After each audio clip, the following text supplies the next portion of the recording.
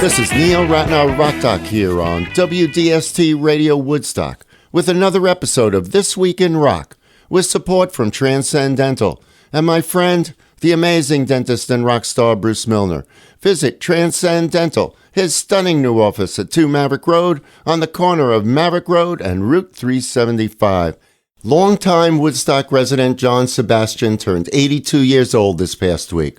Sebastian, the son of a classical harmonica player, grew up in New York City's Greenwich Village, surrounded by music and musicians. John became a multi-instrumentalist, being proficient on guitar, harmonica, piano, and the autoharp. In the early 1960s, Sebastian was a part of the New York City downtown folk music scene and worked on the side as a studio musician. He met future Lovin Spoonful bandmate Zal Yanovsky at a party thrown by Cass Elliot to watch the Beatles' first performance on Ed Sullivan. Motivated by what they saw, Sebastian and Yanovsky formed the Lovin Spoonful, which had 7 consecutive singles reach the top 10, and the band was often called the American Beatles.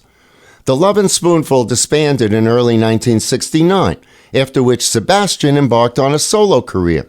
In August of that year, he gained enduring recognition for his performance at Woodstock. Later, in 1975, Sebastian's original solo composition, Welcome Back, was selected as the theme song for the long-running sitcom Welcome Back, Kotter. And in 2000, John was inducted into the Rock and Roll Hall of Fame as part of the Lovin Spoonful. John had met Bob Dylan very early in both of their careers, and as he describes, seeing Dylan work was a great lesson in songwriting. I'd already spent a week or two up in Woodstock with him and Albert Grossman at their house, the house that they were sort of sharing at that time. And Bob and I had already had a little bit of a past in Greenwich Village because we'd both end up at Gertie's Folk City to hear Victoria Spivey or something like that, you know. So we were already, friendly. And you got to remember, this is the pre-Don't Look Back Bob Dylan. Right. This is a happy-go-lucky guy with a kind of Chaplin-esque quality to him and so on. Yeah. But he did have the wonderful sarcasm and wit to him, and so he was a lot of fun to be around.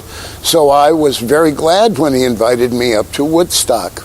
And during that period, I learned a lot because Bob was in the bedroom above me, and I would be going to bed, and I would hear the clacking of that typewriter and know that it was going to go for another couple hours.